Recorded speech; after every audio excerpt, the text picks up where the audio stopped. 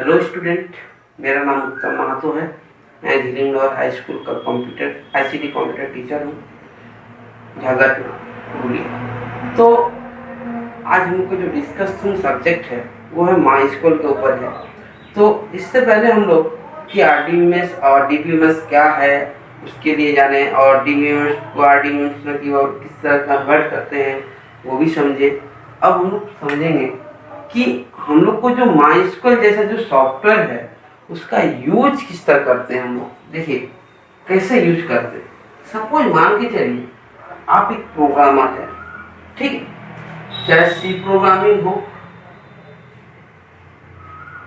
सी programming आपने एक software बनाया सी प्रोग्रामिंग से हो, या सी प्लस प्लस हो, जावा हो, वह वेब प्रोग्रामिंग हो सकता है।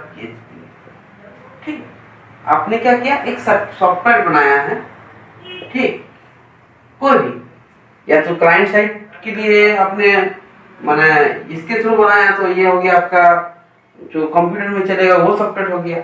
आपने पीएचपी के साथ करा, ये क्या हो गया, वेब प्रोग्राम हो गया, जिसको आप वेबसाइट बोल सकते हैं। आपने वेबसाइट एक बनाया, ठीक है, कोई भी कंपनी का कोई भी ऑर्गेनाइजेशन का एक आपने वेबसाइट बनाया, ठीक है। तो अपने डिजाइन का काम यहाँ किया, ठीक। इसके बाद आपने जब क्लाइंट को दिया, ठीक है, तो यहाँ पे क्लाइंट हो सकता है आपने बोला हम एक ऑनलाइन फॉर्म फिलअप करवा रहे हैं, ठीक है, बहुत सारे पेज आपने बनाए हैं ऑनलाइन फॉर्म के लिए, स्टोर डेटा स्टोर के लिए, अपने परचेज एंड सेल रिकॉर्ड के लिए, इस सब के लिए आपने डेटा बनाया, ठीक है। तो अब आपको क्या करना है कि यहाँ ऑनलाइन सपोज एक फॉर्म, हम यहाँ की बात कर रहे हैं, ठीक है, एक वेबसाइट में आप सभी कोई ऑनलाइन फॉर्म फिलअप करते हैं। तो क्या होता है कि एक फॉर्म होता है, उस फॉर्म में डेटा कुछ हम लोग एंट्री करते हैं, name, father name, address, mobile number, etcetera etcetera, बहुत कुछ हम लोग एंट्री करते हैं, ठीक है। उसके बाद ये डेटा क्या होता है, उसके बाद जब हम लोग क्लिक करते हैं सबमिट पे, तब क्या होता है, आप लोग को भी सोचे क्या होता है। यहाँ जैसे ही हम लोग सबमिट पे क्लिक करते हैं इस सॉफ्टवेयर के थ्रू, तो वो क्या करता है कि ये क्लाइंट साइड हो गया, ये मतलब जब यूजर साइड हो गया ये, ठीक है, ये क्या हुआ, यूजर साइड में ही उसका जो लेआउट है वहां आया। उसके बाद चला गया ये सर्वर में, ठीक, सर्वर में उसका जो डेटाबेस है, सर्वर में वो मशीन पे जो जहां वो पेज रन कर रहा है, ठीक है, वहां पे उसने स्क्वेयर का एक, ठीक है, स्क्वेयर माई स्क्वेयर का डेटाबेस दिया हुआ है, वो मान के चलिए, ठीक है। वहां क्या होगा, ये स्टोर होगा, ठीक। उसके बाद जो दिखाना है जो फॉर्म, ठीक, वो फॉर्म से यहाँ आवाज डिस्प्ले भी हो रहा। तो यही है डेटाबेस का बेनिफिट, ठीक है। कोई भी जैसे हम लोग कोई भी चीज देखिएगा, रिजल्ट होता है, वो क्या होता है, डायरेक्ट यहाँ से रिट्रीव करते हैं हम लोग। आप लोग रिक्वेस्ट भेजिए यहाँ से, उसके बाद आपको क्या मिलेगा, अपने स्कूल का रिजल्ट देख रहे हैं आप लोग 10th का, तो क्या होगा, यहाँ पे अपने 10th का रोल नंबर दिया और स्कूल नाम दिया और आपका रिजल्ट यहाँ डिस्प्ले कर दिया। यहाँ से मतलब क्या है, वहाँ आपका रिजल्ट यहाँ पे ऑटोमेटिक इस स्कूल में रखा हुआ। तो यही है डेटाबेस मैनेजमेंट सिस्टम। तो यहाँ तक उम्मीद करते हैं हम लोग क्लियर हो। तो आज हम लोग माइस्क्वेल के लिए कुछ पढ़ेंगे, ठीक है। तो माइस्क्वेल पढ़ने के लिए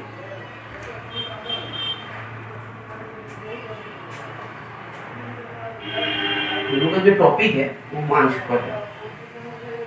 माइस्क्वेल क्या है,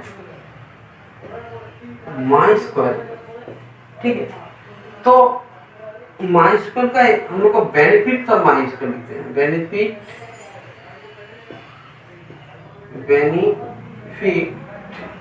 ऑफ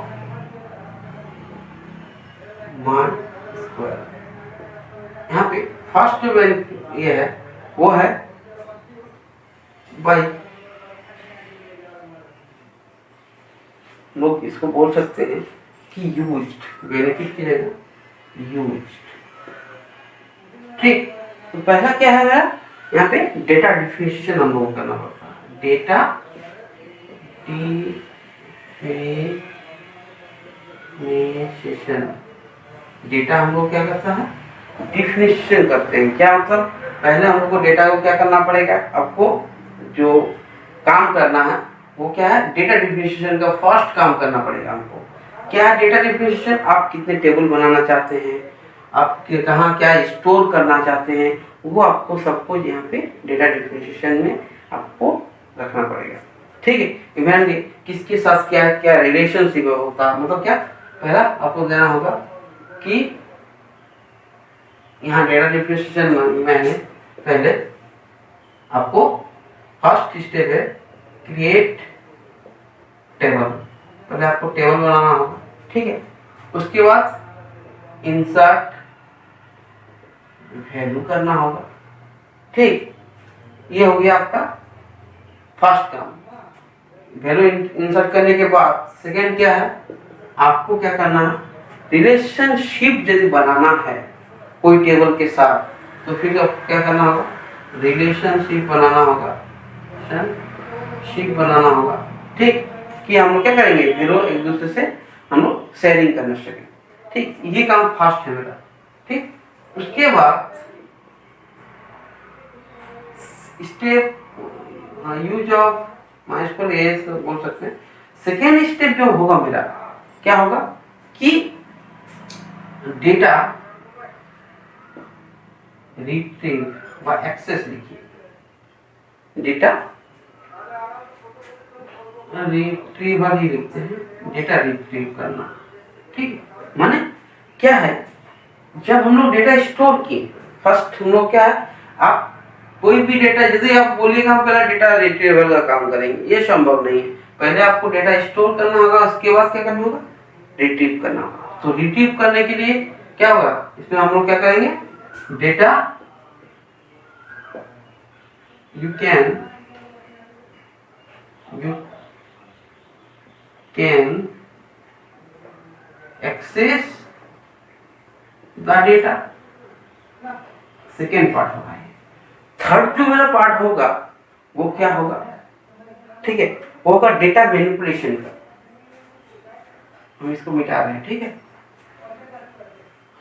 डेटा जो मेरा थर्ड पॉइंट होगा, डेटा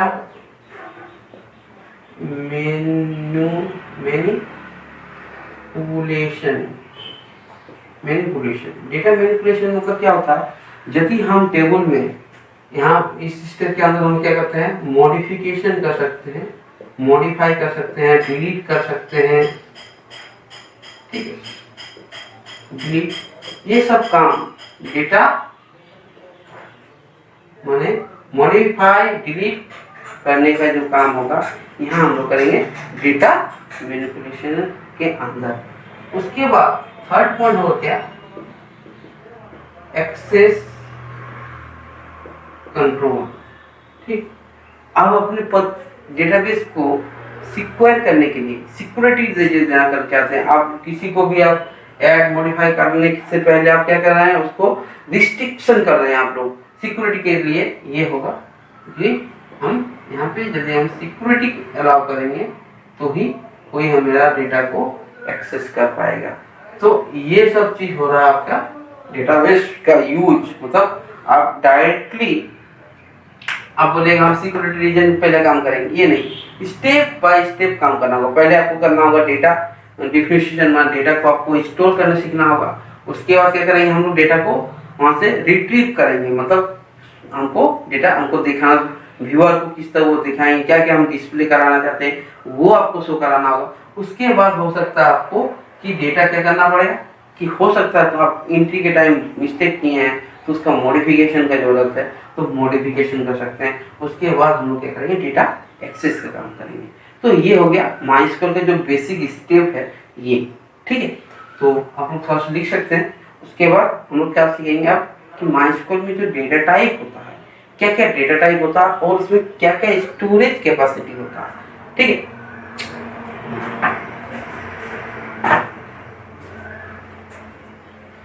तो हम लोग क्या पढ़ेंगे, MySQL data type, MySQL data type.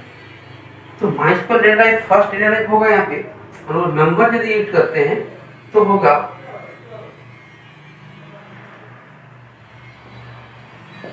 Tiny INT, ठीक है। ये हम कैपिटल लेटर में लिख देते हैं, सॉरी, टीनी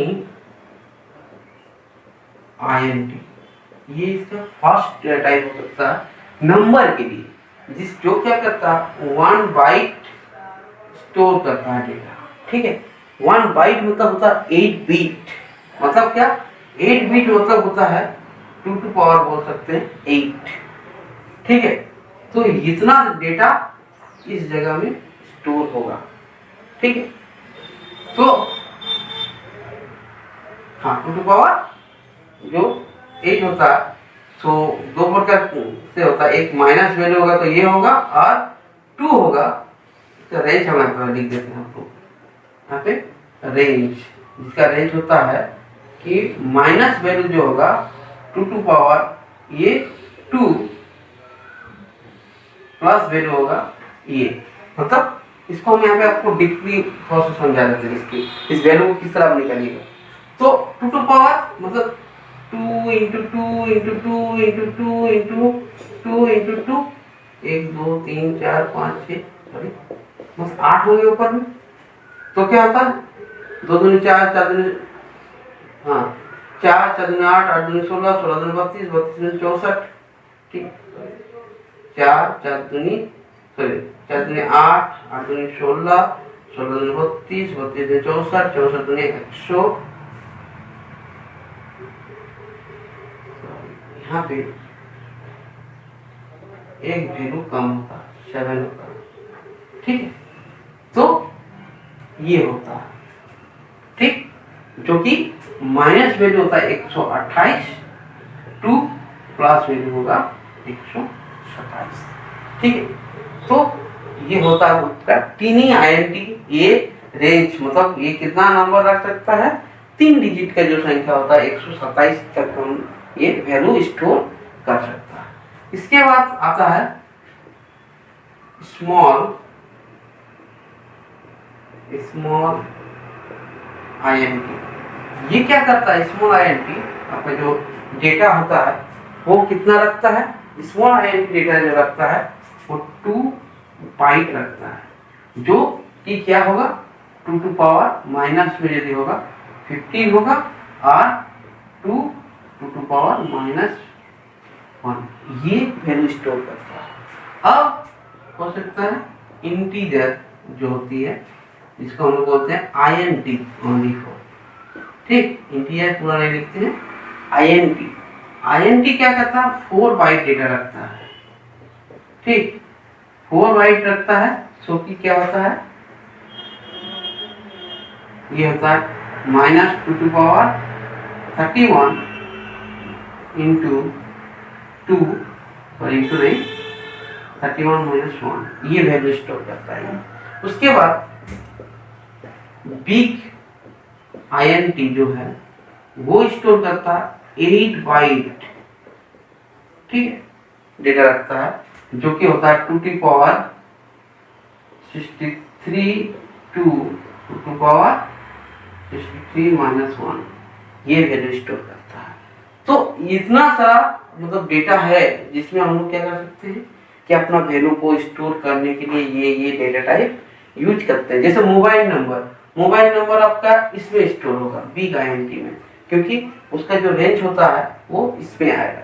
तो इसी तरह आपको देखना होगा कि आपका जो वैल्यू रेंज है वो क्या होगा, ठीक है। इसका जैसे वैल्यू होता है इसका वैल्यू ये, ठीक है, इसका होता है आपका ये होता है शायद 536 ये होता है, ठीक है। तो एक वैल्यू और एवरी का एक वैल्यू होता है, सो वैल्यू हमको यहाँ पे क्या करना पड़ेगा, आपको देना पड़ेगा। अब हम लोग देखना चाहते हैं कि हम फ्लोट वैल्यू स्टोर करना चाहते हैं। फ्लोट मतलब होता है कि डेसिमल वैल्यू, किसी का सैलरी आप स्टोर कर रहे हैं, तो हम लोग को क्या यूज करना पड़ेगा। सैलरी के लिए हम लोग को INT होगा नहीं, क्योंकि INT क्या होता है ओनली फॉर क्या होता है फिक्स जो इंटीजर होते हैं, जिसमें पॉइंट की बात नहीं होगी, ओनली फॉर संख्या होगी, उसको हम लोग क्या बोलेंगे, इंटीजर वैल्यू। और जिसमें हम लोग दशमिक संख्या यूज करेंगे, हम लोग मतलब पॉइंट की बात करेंगे, 4.5, ये इस तरह का यदि हम स्टोरेज करना चाहते हैं तो हमको यूज करना होगा प्लॉट। तो प्लॉट क्या होता है वो देखिए,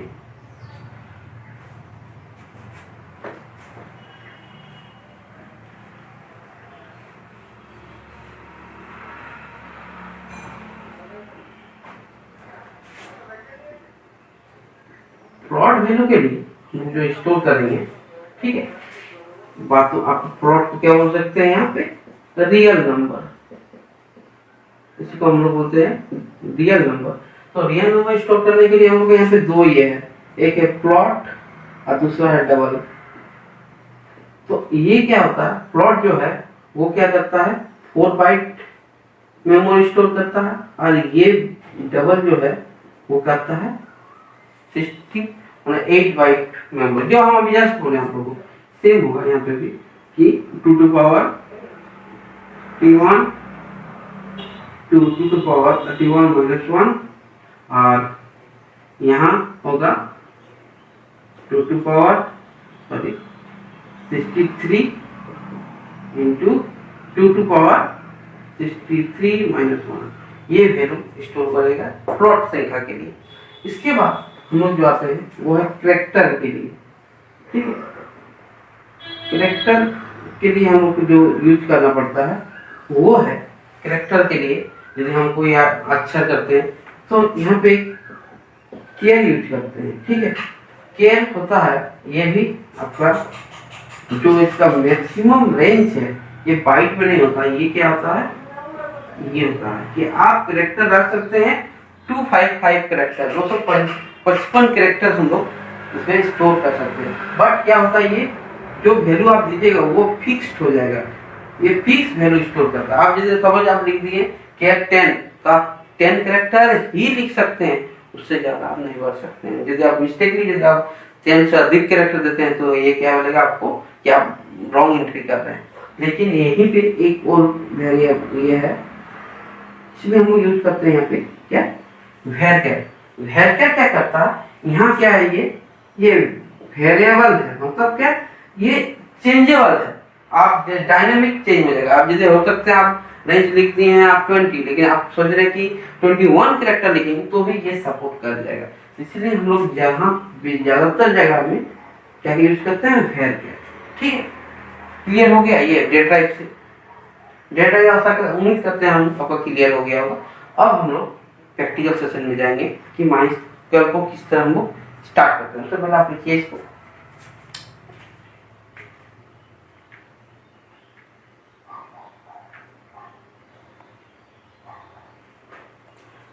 तो अब हम लोग स्टार्ट कैसे करते हैं इसको।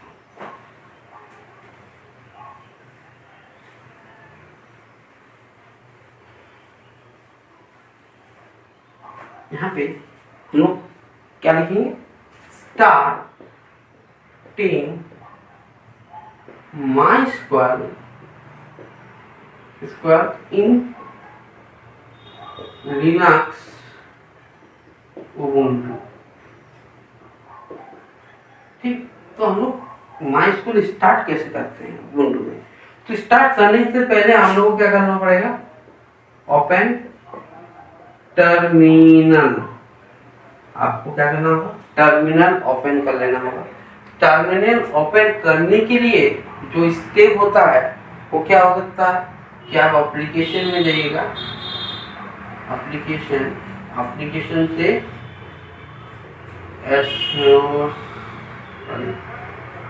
एसोसरीज में जाइएगा। उसके बाद क्या होगा आपका, टर्मिनल लाइन मिलेगा, टर्मिनल, और आप कर सकते हैं शॉर्ट फॉर्म यूज कर सकते हैं क्या, ALT plus control plus ALT plus T। ये यदि आप कॉम्बिनेशन ऑफ की यूज करके भी टर्मिनल को ओपन कर सकते हैं। इसके बाद हम लोग क्या करना पड़ता है यहाँ पे कि फर्स्ट जो हमको रूट यूजर है, जो कंप्यूटर का डिफॉल्ट यूजर होता है वो रूट यूजर होता है, उस रूट यूजर में हमको पहले घुसना पड़ेगा। देखिए जब आप टर्मिनल खोलिएगा तो वहां पे आपका जो लिखा हुआ रहेगा वो लिखा होगा इस तरह से हो सकता ICT@school, ठीक है, ICT@school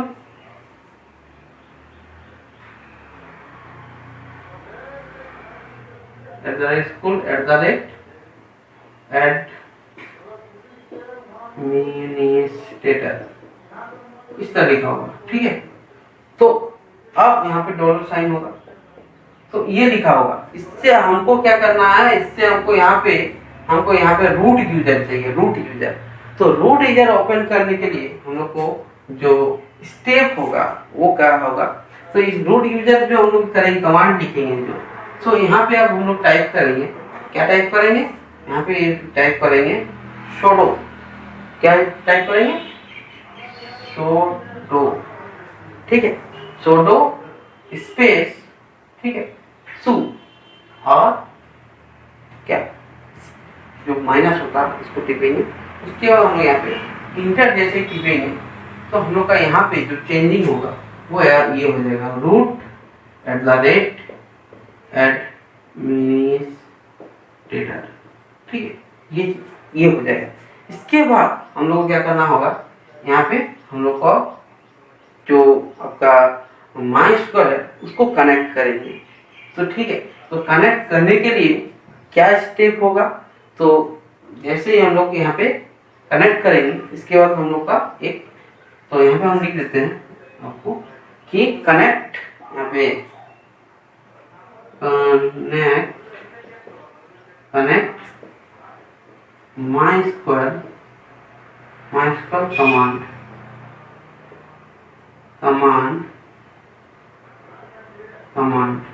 तो MySQL का कमांड क्या है, इसका कमांड है यहाँ पे ऐसा होगा MySQL, ठीक है, MySQL PU MySQL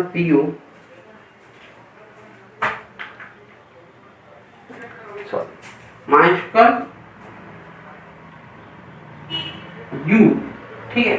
उसके बाद आपको लिखना होगा U रूट, उसके बाद P, ठीक। यहाँ पे जैसे कीजिएगा आपका जो MySQL का पासवर्ड है वो देना पड़ेगा, ठीक है।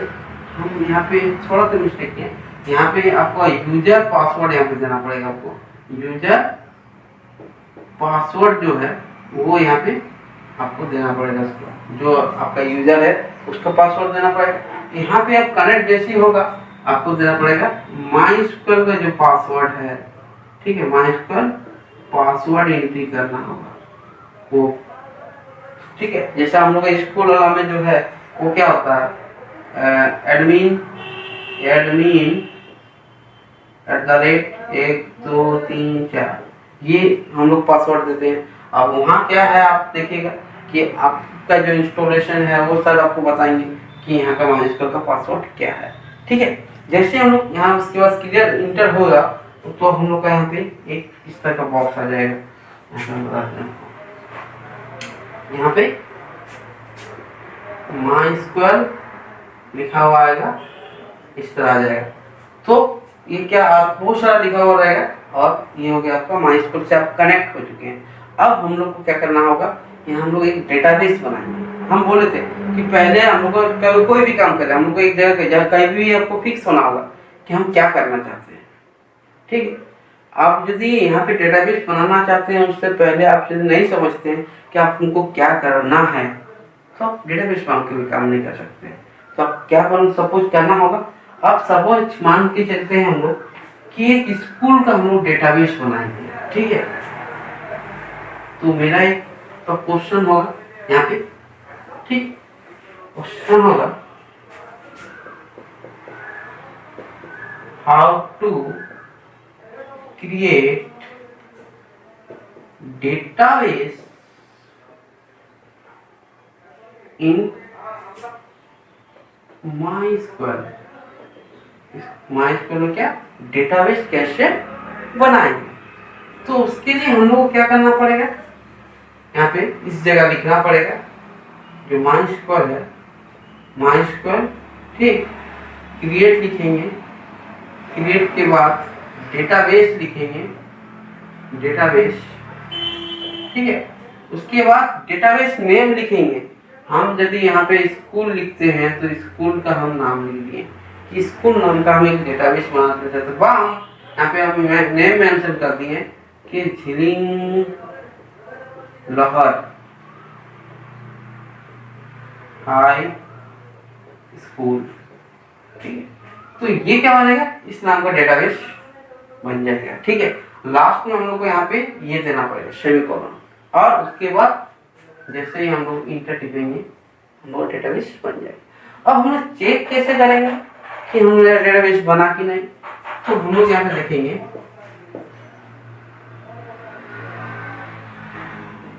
How to show databases, ठीक है। तो यहाँ पे कुछ नहीं है, यहाँ पे क्या है, सो यहाँ पे लिखना पड़ेगा हमको डेटा बेसिस। तो आपको यहाँ पे जितने डेटाबेस हैं कंप्यूटर में बना हुआ सभी डेटाबेस नजर आ जाएगा यहाँ पे जब हम लोग इंटर टिपेंगे उसके बाद, ठीक है। तो उसको नोट डाउन कीजिए।